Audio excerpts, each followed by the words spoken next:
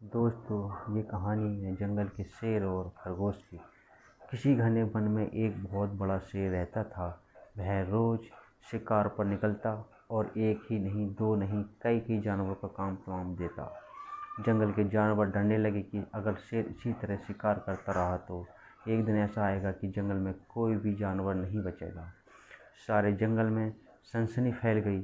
शेर को रोकने के लिए कोई न कोई उपाय करना जरूरी था। एक दिन जंगल के सारे जानवर इकट्ठा हुए और इस प्रश्न पर विचार करने लगे। अंत में उन्होंने तय किया कि वे सब शेर के पास जाकर उनसे इस बारे में बात करें। दूसरे दिन जानवरों के एक दल शेर के पास पहुंचा। उनके अपनी ओर आते देख घबरा गया और उसने गर्ज कर पूछा, क्या बात है, तुम सब यहाँ क्यों आ रहे हो?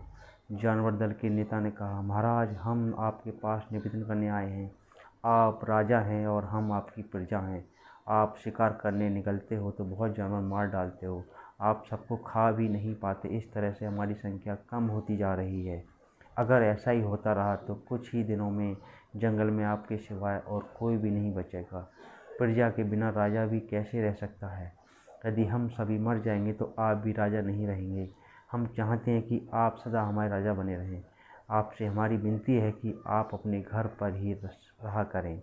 हर रोज़ स्वयं आपके खाने के लिए एक जानवर भेज दिया करेंगे। इस तरह से राजा और प्रजा दोनों ही चैन से रह सकेंगे। शेर को लगा कि जानवरों की बात में सच्चाई है। उसने पल भर सोचा, फिर बोला, अच्छी बात है, मैं तुम्हारे सुझाव को मान लेता हूँ, लेकिन याद रखना, अगर किसी भी दिन तुमने मेरे खाने के लिए पूरा भोजन नहीं भेजा तो मैं जितने जानवर चाहूँगा मार डालूँगा। जानवर के पास तो और कोई चारा नहीं, इसलिए उन्होंने शेर की बात मान ली और अपने अपने घर चले गए। उस दिन से हर रोज़ शेर के खाने के लिए एक जानवर भेजा जाने लगा। इसके लिए जंगल में रहने वाले सब जानवर में से एक एक जानवर बारी बारी से चुना जाता था। कुछ दिन बाद खरगोश की बारी भी आ गई। शेर के भोजन के लिए एक नन्हे से खरगोश को चुना गया।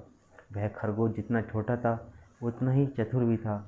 उसने सोचा, बेकार में शेर के हाथों मरना मूर्खता है। अपनी जान बचाने का कोई न कोई उपाय अवश्य करना चाहिए और हो सके तो कोई ऐसी तरकीब ढूंढनी चाहिए जिससे सभी को एक मुसीबत से सदा के लिए छुटकारा मिल जाए। आखिर उसने एक तरकीब सोच निकाली। खरगोश धीरे धीरे आराम से शेर के घर की ओर चल पड़ा। जब वह शेर के पास पहुंचा तो बहुत देर हो चुकी थी। भूख के मारे शेर का बुरा हाल हो रहा था। जब उसने सिर्फ एक छोटे से खरगोश को अपनी ओर आते देखा तो गुस्से से बौखला उठा और गरज कर बोला, किसने तुम्हें भेजा है? एक तो पिद्दी जैसे हो, दूसरे इतनी देर से आ रहे हो। जिन बेवकूफ़ों ने तुम्हें भेजा है मैं उन सबको ठीक करूँगा। एक एक का तमाम न किया जाए तो मेरा नाम शेर नहीं। नन्हे खरगोश ने आदर से ज़मीन तक झुककर, महाराज, अगर आप कृपा करके मेरी बात सुन लो तो मैं तुम्हें जानवर को दोष नहीं देंगे। वे तो जानते थे कि एक छोटा सा खरगोश आपके भोजन के लिए पूरा नहीं पड़ेगा, इसलिए उन्होंने 6 खरगोश भेजे थे। लेकिन रास्ते में हमें एक और शेर मिल गया। उसने 5 खरगोश को मारकर खा लिया। ये सुनते ही शेर दहाड़ कर बोला, क्या कहा? दूसरा शेर? कौन है वह? तुमने उसे कहाँ देखा? महाराज, वह तो बहुत ही बड़ा शेर है। खरगोश ने कहा, वह ज़मीन के अंदर बनी एक बड़ी गुफा में से निकला था। वह तो मुझे ही मारने जा रहा था, पर मैंने उससे कहा, सरकार, आपको पता नहीं कि आपने क्या अंधेर कर दिया है। हम सब अपने महाराज के भोजन के लिए जा रहे थे, लेकिन आपने उनका सारा खाना खा लिया। हमारे महाराज ऐसी बातें सहन नहीं करेंगे। वे ज़रूर यहाँ आकर आपको मार डालेंगे। इस पर उसने पूछा, कौन है तुम्हारा राजा? मैंने जवाब दिया, हमारा राजा जंगल का बड़ा शेर है।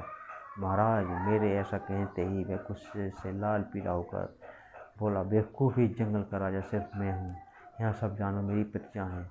मैं उनके साथ ऐसा चाहूँ वैसा कर सकता हूँ। जिस मूर्ख को तुम अपना राजा कहते हो, उस चोर को मेरे सामने हाजिर करो। मैं उसे बताऊँगा कि असली राजा कौन है। महाराज, इतना कहकर उस शेर ने आपको लेवाने के लिए मुझे यहाँ भेज दिया। खरगोश की बात सुनकर शेर को बहुत बड़ा गुस्सा आया और वह बार बार गरजने लगा। उसकी भयानक गरज से सारा जंगल दहने लगा।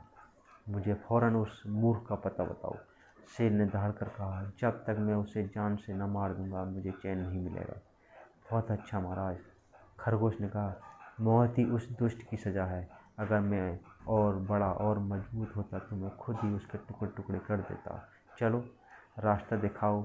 और शेर ने कहा, फ़ौरन बताओ किधर चलना है। इधर आइए महाराज, इधर। खरगोश रास्ता दिखाते हुए शेर को एक गुफा के पास ले गया और बोला, महाराज, वह दुष्ट शेर ज़मीन के नीचे किले में रहता है, ज़रा सावधान रहिएगा। किले में छुपा दुश्मन खतरनाक होता है, मैं उससे निपट लूँगा। शेर ने कहा, तुम ये बताओ कि वह कहाँ है। पहले जब मैंने उसे देखा था तो तब वह यहीं बाहर खड़ा था। लगता है आपको आता देख वह किले में घुस गया। आइए मैं आपको दिखाता हूँ। खरगोश ने कुएं के नज़दीक आकर शेर से अंदर झांकने के लिए कहा। शेर ने कुएं के अंदर झांका तो उसे कुएं के पानी में अपनी परछाई दिखाई दी। परछाई को देखकर शेर जोर से दहाड़ा। कुएं के अंदर से आती हुई अपनी ही दहाड़ने की गूंज सुनकर उसने समझा कि दूसरा शेर भी दहाड़ रहा है। दुश्मन को तुरंत मार डालने के इरादे से वह फौरन कुएं में कूद पड़ा। कूदते ही पहले तो वह कुएं की दीवार से टकराया, फिर धड़ाम से पानी में गिरा और डूबकर मर गया।